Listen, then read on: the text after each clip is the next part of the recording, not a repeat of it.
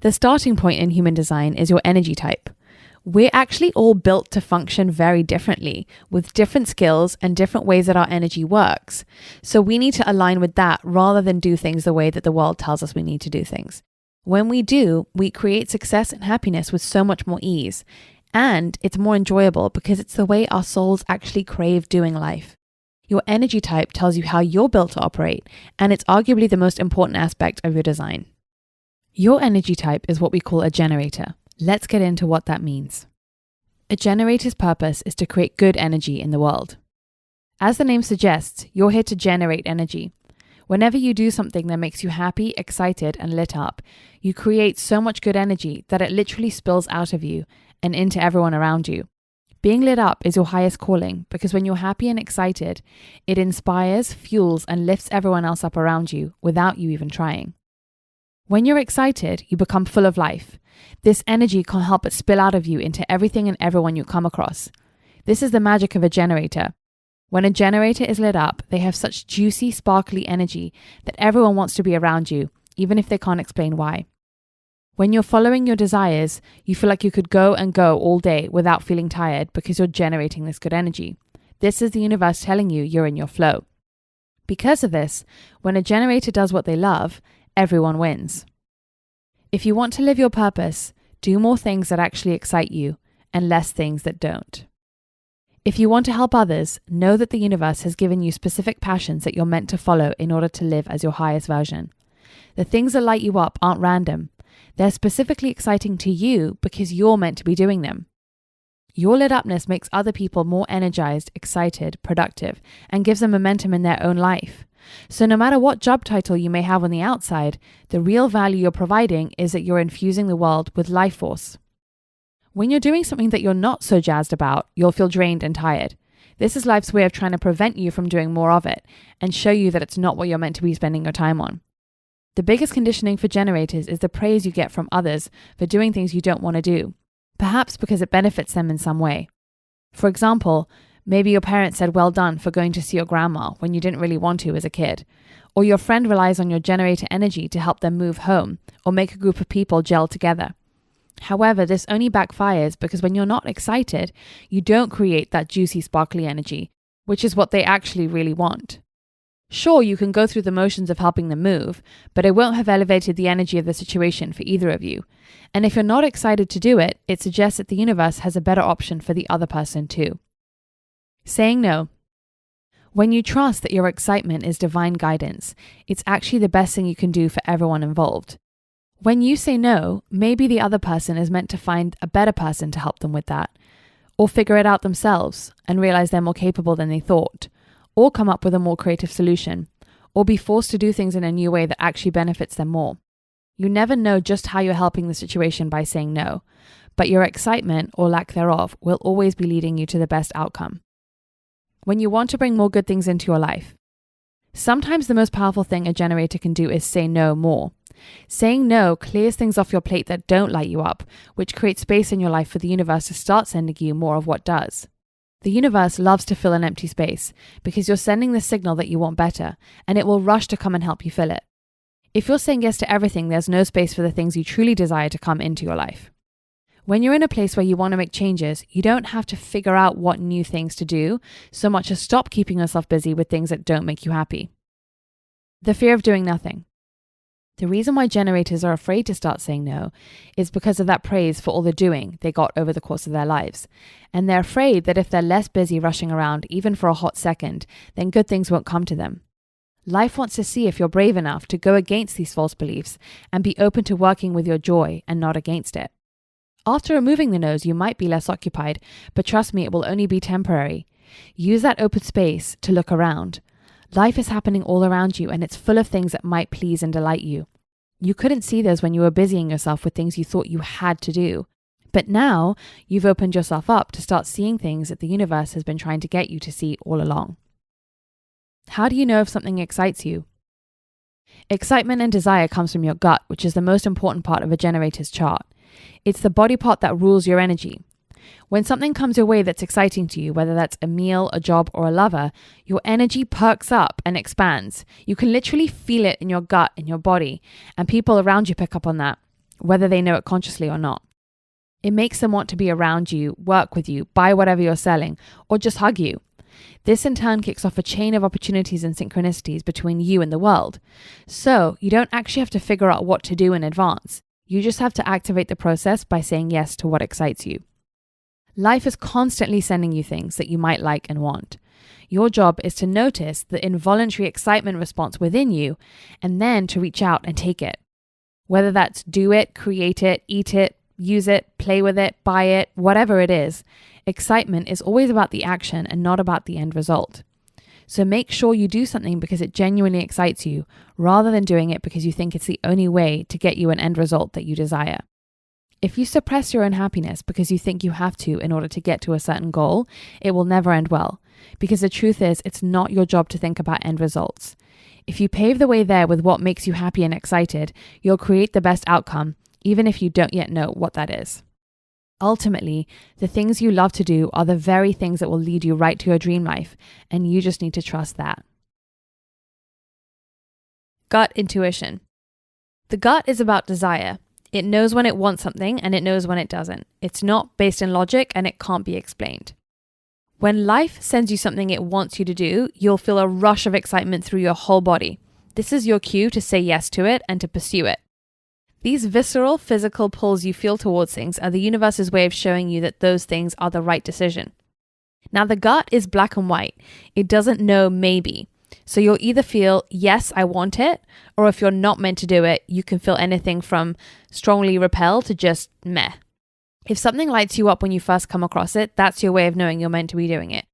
You will literally feel your body respond to something before you've processed it mentally.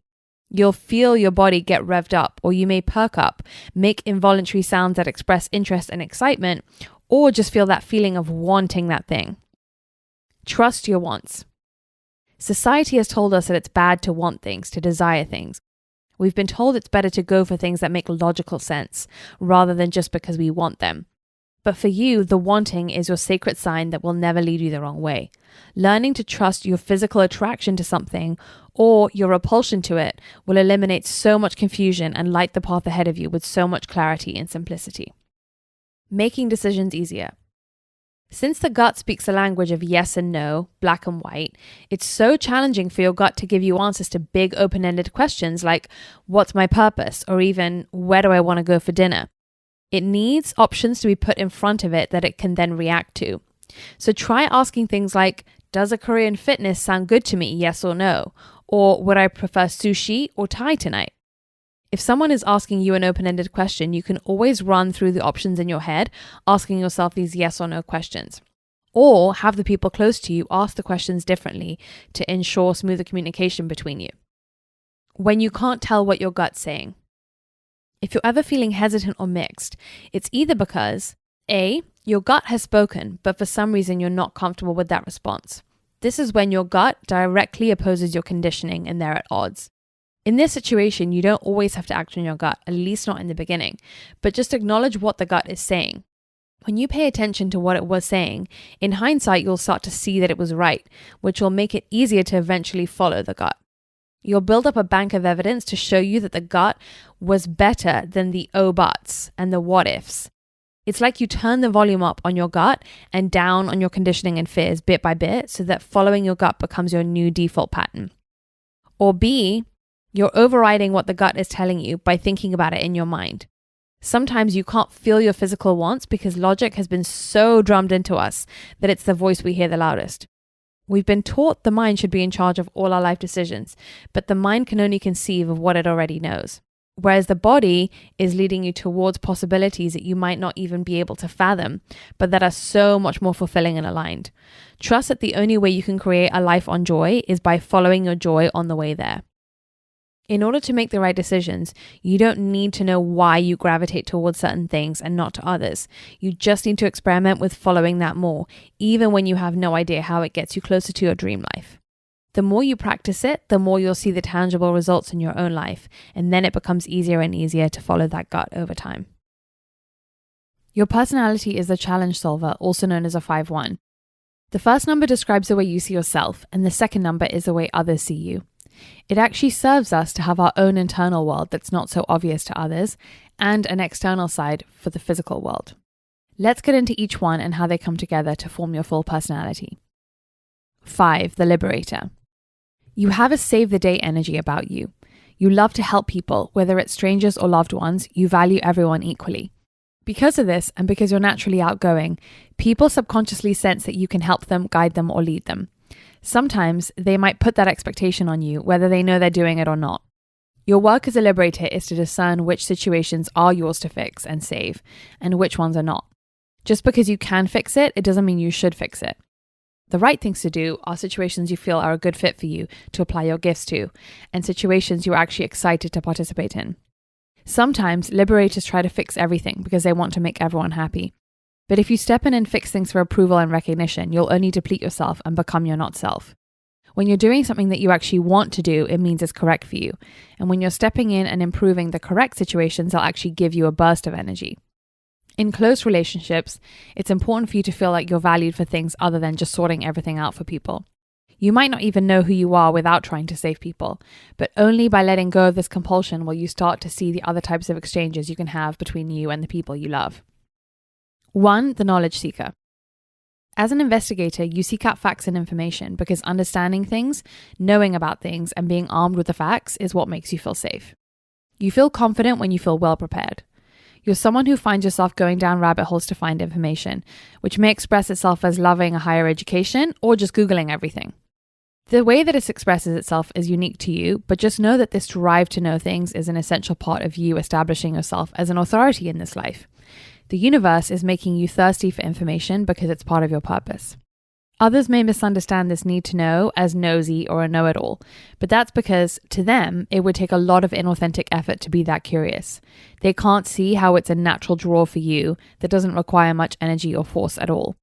To you, this is how you develop your genius, by exploring and dipping your toes into subjects that fascinate you. So don't judge what the subjects are that draw you to them. They're not always related to the work you do, but they will somehow always help you down the line. Even if it's to not just relay the information directly, but to expand understanding, make you more empathetic, or give you a transferable skill. There are many ways it could serve you. It's not necessarily about knowledge for knowledge's sake, but that information can be turned into so many other gifts. When the 5 and the 1 come together. 5 ones are fixers and problem solvers, always coming up with answers and solutions. Others see the thorough, dependable, and constantly curious person you seem like on the outside, but they don't see the work under the surface. The internal life of a 5-1 is a person who does things differently and dares to go against the grain.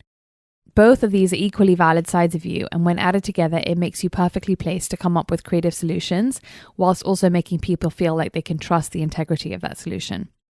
Because others can subconsciously feel that you can help them, guide them, or lead them, and because you know you could probably come up with a fix for anything, it can be a lot of pressure. 5-1s feel the force of other people's projections and would hate to fall short of them, disappoint them, or let other people down. A big life lesson for you is not to measure your worth based on other people's expectations on you. Doing too much of everything will spread your energy out too thin and keep you from doing only what you're meant to be doing, so you can be the best at what you're meant to do, which is being an authority in your field. You're meant to get to a point where you are an authority and to see yourself that way too. A big life lesson for you is learning that your value is not just in what you do for others. In intimate relationships, if you keep doing for others, believing that's what they'll appreciate you for, you'll never get the chance to feel like they appreciate you for anything else. Your problem solving is meant to be for your purpose, not just fixing every person and situation just because you can. Another theme that you have to explore through your life is responsibility. You don't want to take on too much that it makes you irritable and cynical, but you want to take on enough to feel effective and efficient and connected to your purpose. Now, if you left it to other people, you'd be responsible and available for everything and anything, so it's actually good to be a little protective of yourself, your time, and your energy. You constantly need new projects and challenges because that's essentially what stimulates your special skills to come out. A 5-1 loves the process and not just the end result, and therefore they're also hyper aware of other people's process. This makes you wise about how people function. Just because this comes easy to you though, know that this special skill is not something that everybody has. You're built to love to get to the bottom of things, which is great. Just watch that it doesn't manifest as an insecurity, that the foundations might not ever be strong enough, or that they might disappear. Good things can be here to stay without you needing to constantly maintain them. The only way you'll know this for sure is if you try to let go a little and actually see how it does work out anyway. The more you try this, the easier it will be to trust it. In intimate relationships, know that it's not necessarily healthy for you to talk about your weaknesses and vulnerabilities all the time. Don't try and present weakness about yourself in order to make people find you more likable and relatable. They will actually naturally see your humanness just by being around you. But let others see the brilliance in you, just like you see the brilliance in them. Solving problems really is a superhuman skill. Don't feel any shame about it. Others are brilliant in different ways, so you should feel confident in owning yours. You're here to solve things in brilliant, unexpected ways. Don't ever be ashamed of it. We need you. Your strategy is the way you make things happen in your life. How you go about making your dream life real. How you manifest. The world has taught us that we have to push and force things to happen. But you have a unique way of drawing your dreams to you that will feel much more easeful and fun. Plus, it will actually get you so much quicker results when you do it because you're doing it in the way that you're meant to be doing it. Your strategy is responding. The universe is constantly sending you clues and signs of what to do based on what excites you, gives you that full body yes, and what doesn't. Responding is about only doing things that come across your path that you can literally feel that full body yes to. When something is meant for you, your gut will literally respond to it. You will feel physically drawn to that thing. Think of life as one big buffet. It's full of ideas and suggestions and options that might please you. Responding is noticing all the things you see and come across that make you think, I like that, or I want that, or I wish I could have that. And if you do like it and want it, say yes to it. Go do it. Create it for yourself. Bring more of it into your life. Because doing it is what the universe wants you to do next. These could be direct, like opportunities and invites that come your way, or indirect, like things you see around you, things you see other people doing, what you see on social media, or characters on TV shows. They're all there on purpose to lead you right to your purpose. The answers are all around you. You don't have to figure out what you want. It's the outside world that will give you the clues of what you're into or not, based on how you respond to it. You're not meant to just know what you want out of thin air. You have to have an outside stimulus to respond to. You don't have to push, force, or make it happen. You just have to fully throw your energy into the things that your gut responds to and not do the things that don't. And when you're open, the universe will put the things that are meant for you right in front of your eyes. The key to your dream life is not only saying yes to things that light you up, but also saying no to things that don't. When you say no to the things that don't, you actually create more space for the potential yeses to come in. Your decisions are black and white. It's important for you to know that your gut is black and white. It doesn't do gray area. So for you, you're either excited about it or you're not. Unless you feel a full body yes, the answer is actually no. You do not deal in maybes. Because the gut is black and white, it also doesn't deal in open-ended questions. So if you've asked yourself before, what lights me up? Don't be surprised if your gut hasn't come up with the answer. But if you ask yourself, does forecasting light me up? Does event planning light me up? Does organization light me up? You'll definitely know the answer to that. You can use the this or that, yes or no questions to direct you with anything in life, whether big or small. So instead of asking yourself what takeout you feel for dinner tonight, ask yourself if you want sushi or Mexican. The more you can make sure that everything in your life is there because it gives you that hell yes response, the more aligned you become. The universe makes you respond yes to the things it wants you to do. The universe doesn't see the difference between you saying yes to the takeout that lights you up and yes to the job that lights you up. Following your lit upness will always create more lit upness. What to do when it feels like life isn't sending you things to respond to. Take a look around your life and ask if each thing in it lights you up or not. If it doesn't, start by just being honest with yourself about it, as that will align you to the truth of how you feel. And from there, the universe is clear on your feelings, so it can swoop in and start to help you by putting new opportunities and clues on your path. The more you get rid of around you that doesn't light you up, the more space you will have to notice things that might. It's like you give yourself a bigger pair of glasses with which to see. And then start to look around at whatever else is going on in the world around you and keep asking your gut, would this be exciting to you if you had it? And then pursue those wants. Put energy into bringing them into your own life. If you get a hell yes, you have full permission to funnel all your life force into it. Always trust the feeling of wanting as a good thing because it's pointing you right towards the life you're supposed to have. Your sign is the feeling you have when you're living your design.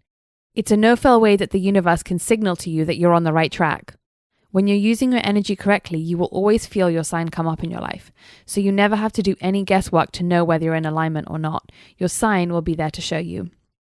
Your sign is satisfaction. Satisfaction is feeling lit up by life. This is that feeling you get when you're living a full life. one where each day is filled with things that please you, big and small, that you have consciously chosen. Like your perfect coffee in the morning, the buzz in your work life, a warm cuddle with your loved ones, the tennis game that makes you feel alive, and the good kind of crazy days that make you feel invigorated. When you string these moments together where you feel so content in each, you get to the end of your day and you can't help but let out like a good kind of satisfied sigh. One that means you've used your energy up in a good way today. It brought back some awesome returns and you're fully ready to check out, hit the pillow, and be so psyched to do it all over again tomorrow. The not self is the feeling we get whenever we're not living our design. Life gives you this not self feeling so that you can always tell when you're getting off track, so that you can then redirect quickly back to using your energy the way that you're meant to. Your not self is frustration. If you're living your design, saying yes to things that light you up and no to the things that don't, you create a steady flow of excitement in your life, which then magnetizes people and opportunities to you. The opposite of energy flowing is energy stagnating. This creates a feeling of being stuck and not being able to move forward in things even if you try. This is the true definition of frustration, attempting or reaching for something but it not happening. Frustration can show up as literal frustration or irritation, feeling stuck, feeling uninspired, blah, or incapable. This is always a sign showing you that you have the power to change your situation by changing one of your thoughts or behaviors around this situation. Here's how frustration can look in your thoughts. Nothing is happening. This is not going the way I want. I'm so bored. I'm so over this. I'm being made or forced to do this, but I don't want to. Thinking, I have all these obligations and maybe they're starting to weigh heavy on me. I want to shake them off and be free. I feel like I'm having the life sucked out of me. I'm feeling pulled in all these different directions. It seems like everyone else is doing what they love, but nothing is coming to me, or I can't seem to do that. I should be able to create happiness, but I just can't. I have no energy to do what I dream of. What's the point of all of this? Why does it feel like I'm walking through mud and taking so much effort to get things going? Or simply, I'm just so tired. Remember that this is not your true self. This is your not self, aka life showing you that it's time to live your design a little bit more, which will get you right back into your sign, which is satisfaction. You are here to be lit up and excited by life. This is your real nature, and whenever you see your not self, you can always rise higher into the life you really want to have by turning it around. Non-specific manifesting. Manifesting refers to your way of bringing things you want into your reality. You're designed to manifest in a non-specific way, which is a method that's very new to the world. Traditionally, we tell people to get clear on exactly what they want, down to a T, to make vision boards or to write lists. This style is very much about the person and what the person wants. We get told, if you don't know what you want, you'll never get it. But this is not true for you. You can and are meant to have beautiful things happen in your life without you having asked for them or wanted them specifically. Your work is to have a general idea of what you'd like and then to stay open to how the universe will fill in the details of that manifestation, because they're so much greater than what you could even imagine yourself. So when we say a general idea, let's say you want a career as a journalist. You don't have to know which magazine is your ideal one. You'll be guided to the right one when you leave it to the universe. You just have to point it in the right direction by knowing the essence of what you want. The feeling is more important than the details. So in manifesting that career in journalism, you just have to be clear that you want to work in a place that enables you to feel valued, allows you to write things you want, be filled with people that inspire you, etc., whatever that is. You're getting clear on the core essence of the thing you want rather than worrying about how it has to look. Sure, you can manifest specific things, but have you ever worked to get something you thought you really wanted, but it didn't make you feel how you hoped it would make you feel when you got it? This is just a reminder to focus on the feeling and let the universe send you the exact thing that will make you feel that way. Resist the world pressuring you to have your vision all planned out. A lot of non-specifics get pulled out of their natural way of doing things because we live in a world that is always asking us to describe and quantify where we're heading. But you're not supposed to know. You're not meant to have the 5-year plan. The only thing you ever have to do is have the general idea, the general feeling. For you, whenever you get very set on something turning out in a specific way, it's like putting blinders on, which narrows down what can come to you and may shut down the most ideal outcome from coming to you. You're not meant to know what you want in such a detailed and specific way. It's a practice in letting go of control when it comes to your dreams and really understanding that you're not totally in charge. You create your dreams with the universe. You just have to get in touch with what your soul really truly wants. And then instead of trying to figure out how it will unfold, stay open to being surprised and delighted. Every human lifetime has a different theme. Your life theme describes the main energy you're meant to bring into everything you do. It's called a theme because it's meant to run through all the areas of your life. The same mix of skills and essence will bring you success and alignment, whether you're at home, with friends, at work, in the grocery store. When you live according to your life theme, that's when you know you're on the road to your purpose. So as far as the universe is concerned, your purpose isn't just achieved at work. The universe doesn't compartmentalize like that. It wants to see you sharing your specific essence everywhere you go. When you bring your essence to the table, you signal to the universe and to people around you that you're being who you're meant to be. This is when people gravitate towards you the most, when opportunities and synchronicities flood to you, because you're simply being the person you came here to be. So all the good things that are meant for you finally fit. Let's get into the theme of your life. The left angle cross of prevention 2. To help steer humanity away from habits and behaviors that don't serve us. You're skilled at observing humanity. You easily see the behaviors and actions that land us in trouble or don't serve us well. You're here to lift us higher by steering us away from those negative directions, mostly by voicing your opinions on what it is you see us doing. You can be quite cutting and direct, and over time you're here to learn that there is a way to still be direct but also kind, and that your guidance gets received much more openly when you do. Experiment with your wording through your life, because anytime you refine it, it will bring the rest of your life up higher. If you can show us the way and do it with love, you become unstoppable. You have what's called a low sound digestion in human design.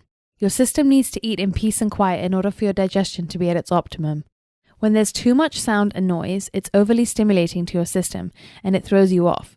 Your whole system, including your brain, thrives when it's not being sparked by the outside world as much. In the same way, it's difficult for you to think clearly when there's noise around you. When you're not learning, working, thinking, or eating, you love music and sound. You just can't mix the two. You absorb so much through sound, and it's your medicine in so many ways. But when it's on, it means it's impossible for you to really absorb anything else, including food. It doesn't have to be all or nothing. Know that it's not all or nothing. Every time you introduce a bit more quietness into your day, it will reap benefits. It's best for you to eat most of your meals in quiet settings, so try to minimize working around loud, buzzy restaurants, eating with too many people, or too much conversation. If you really find this challenging, know that it's normal. Society is set up for overly stimulating experiences. Even if we're alone, it's expected to have the TV on. You can ease into it slowly. Watch a soothing movie instead of an action thriller with lots of crazy sound effects. Or try talking less at a group dinner when the food gets there. Listen to Zen music instead of rap whenever you need to think, read, or eat. Those are all enough of a shift at first to create a huge difference. It's all about changing what you can at the pace that feels doable to you. Enough of a change, but not too much of a stretch that you can't sustain it. And if you only do it some of the time, that's better than none of the time. Your brain. The best way for your body to digest is also the best way for your brain to digest information. So when you really need to think and create at your best, create lots of peace in your day. We live in a world that tells us that it's always good to take in more information. But for you, it's actually best to simplify things. Reduce the amount of noises you're just accustomed to having on in the background that don't really add anything to your day. When you remove the stimulation, your brain becomes super clear and switched on, and this is when you do your best work. Eating pattern. Since your brain is more relaxed, it's best for you not to follow any rigid routines. You might want breakfast at 7 a.m. one day and 11 a.m. the next. Just go with it. Your brain sometimes isn't ready to take in food, and if you force it to, it will actually end up draining your energy batteries. The more you can pay attention to your hunger cues, the better. And the more you can truly stop eating when you've had enough, even let's say when there's only 3 bites left and you tell yourself you may as well finish it, the better. This is being in a hyper-tuned state to your energy pattern for the day, which changes constantly for you. A big component to thriving is realizing that you weren't built to be consistent. And even though the world tells us that we have to be consistent to be successful, you'll actually have more peace and success when you let yourself flow more. Your strongest sense is touch, meaning that you share your love and your gifts using your physical body. Of all the 6 senses, each one of us has one that's dominant. It's a sense that when heightened makes you feel most alive. It's kind of like your love language with the world. Each sense has its own language, and when you speak your language, people receive your gifts the most deeply. It makes whatever you do more effective and valuable. You also absorb the information from the outside the best when you're taking it in through that sense. With touch as your strongest sense, you're meant to use your hands and your physicality in everything you do. So you probably already are very generous and giving. And sharing your belongings and effort with others gives you pleasure. Spiritually, our hands are going to become even more important in the future as all of our hand chakras develop more and more. As a touch person, your hands bring healing whenever you use them, whether that's patting someone on the back for a job well done, demonstrating how to do a spreadsheet to a work colleague, or starting a cooking channel on YouTube. With your gifts, affection and touch are the ways you share your genius, your light, and your power with others. No matter what you're doing, get your hands and sense of touch involved. When they say get your hands dirty or roll your sleeves up, that's you. Not sitting on the sidelines of things, but really getting involved at the heart of it. When you want to make something more successful, throw yourself into it, interact with it, get intimate with it. If you're an interior designer, you need to really feel the fabrics with your hands as a way of helping you decide what to choose for the home, instead of just imagining it while sitting in an office. If you're leading a team, it really helps if you get in there and do some of the tasks with them or sit together as a group regularly. If you're an event planner, even if you have a whole team under you that you direct, don't be afraid to do things yourself too. Give the room a once over or rearrange the flowers or move the seats before the event actually starts. This is when you'll really shine because it's what you can see better than anyone else. In your personal life, you show love and feel most love when there is grabbing, holding, touch, and even play fighting as part of your interactions. If you want to show someone love, hug them, hold their baby for the day, take things off their hands because your hands are more powerful. And from those close to you, you'll feel most loved by them when you receive physical demonstrations of their love. You like affection, touch, and someone doing a task or errand for you. Don't be afraid to tell them that so that they know how to show you love in a way that you'll actually be able to feel the most. Setting up your life. As for your personal space, it's important that you feel comfortable. So choosing fabrics that feel good against your skin, furniture that is actually enjoyable to sit on, will literally enhance your ability to develop your genius because it's setting up the right conditions in which you can thrive. When things physically feel good, it heightens your ability to take in info from the world. With food. When deciding what to make for dinner, touching the produce in the grocery store will tell you if you feel like eating it, which is the universe's way of telling you if it's right for you to eat. When you touch things, you are literally getting guidance that helps you make the right decisions. So you might also want to eat with your hands, such as crudités and dips, sushi, pizza, burritos. Even experiment with foods that we aren't usually told we can eat with our hands. This primes your body to digest and take in food in the most optimal way possible. In short, we've been taught in the modern world that being stoic and intellectual is what powerful people do. But for you, it's when you use your body and use it to demonstrate your gifts and your feelings that you come into your power, and when others see you as your most powerful and valuable too. It's only through our physical selves that we can embody all that we are, and you came here to be a leading example of that. Life is a sensual practice for you, and the more you can own that as your gift, the more powerful you'll become. In doing so, you bring us all more into our bodies and help us appreciate the power of loving touch more. How your emotions function. You're what we call a non-emotional in human design. Being non-emotional means that your natural state is cool, calm, and collected. You only feel things when something is happening around you that makes you feel a certain way. You might think, well, isn't this the case for everyone? And the answer is no. 50% of the population live their lives on highs and lows that have nothing to do with what's actually going on in the world around them. It's like their background emotional setting goes up and down, where yours is steady. Non-emotionals are experts at picking up on what others are feeling. Because you don't have background emotions of your own, and because you are naturally supposed to be a calm lake, you can easily sense emotional ripples from the outside world. Let's say someone walks into the room and they are sad, at a level 2 out of 10. You'll easily pick up on this and it will feel like a 6 to you because it's such a contrast to your normal state. Ideally, you want to use this as your spidey sense because picking up on other people's emotions can give you so much information, make you so tuned into the situation, and make you empathetic. You want to tune into what you're picking up on without taking it on yourself or letting it sway your own calmness. But often, non-emotionals either pick up on everything and take it on themselves, or they shut themselves off from even picking up any emotions in the first place. So you either get called too emotional or not emotional enough. When a non-emotional is overly attached to feelings that come over them from the outside world, they mistake those feelings as being their own and end up coming across as very emotional themselves.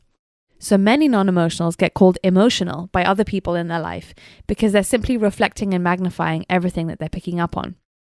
The trick is to detach yourself from what you pick up on. There's always a reason why you might feel what you feel. So when you feel thrown off your calm center, ask, where or who did I pick this up from? This helps you use what you're picking up on to become wise about what's going on in the world around you, whilst also creating some space between you and the emotion. Remember, you are not the emotion. In contrast, when a non-emotional has been taught to totally disconnect from feelings, it can make them feel very stoic and unemotional. To be clear, non-emotionals still have emotions, so it's important that they recognize those, and important that they tune into the emotions of others because it contains important information that's meant to make them wiser about life and about people. As a non-emotional, you can read people's states very well. Don't shut that gift off by believing that feeling is weak or bad. Sensing other people's emotions is a useful skill. When you're able to clearly read other people's states, you know when is a good time to be around them or not, say something or not, bring up the thing you wanted to say or not. You can also help them become more aware of how they're feeling. Remember that if someone is feeling that 2 out of 10 anger, they might not even be aware of it, whereas when you sense it in a 6 out of 10 way, you can be their mirror. Tuning into other people allows you to navigate relationships with those people in a much wiser way. Just to explain the contrast, emotionals often have poor visibility on how they're feeling, let alone how others are feeling, because they're so mired in their own feelings. It's often difficult to step out of them. They need non-emotionals like you to show them and help them navigate. Clarity is in the now. Since you are that clear lake, it's very easy for you to see things as they are. However, 50% of the world is emotional, meaning that their vision can be colored by the mood they're in, so they can't always see so objectively. With all the emotionals in your life, remember that they won't have clarity in the now moment. It's only when they've settled into a relatively neutral mood that they can see things as they are. So just remember that it takes them more time to be clear on their thoughts and feelings, even though it's easy for you. Emptying out. You're a sonar, picking up on so many things over the course of the day. In order to use this non-emotional gift properly, you need to be aware of all the signals you've absorbed from others over the course of the day so that you can flush them out and stay that clear sonar, unencumbered by emotional interference from the outside world. Whenever you feel thrown into some emotion or reaction, whenever you get frustrated or down or overly swept up in any emotion, whether high or low, remind yourself that it's just what you're experiencing because of your circumstances. It's not you. You're either picking up on other people's emotions, in which case they're not yours to hold on to, or you're feeling a certain way because a life situation has made you feel that, and that's completely normal. Either way, there's no need to attach yourself to those emotions so deeply. Create this separation in your mind of you and the feelings so that everything you pick up on doesn't stick around and continue to affect you. Let it wash over you and leave just as quickly as it came so that you can always return easily to your natural state without any extra stuff. We call this emptying out.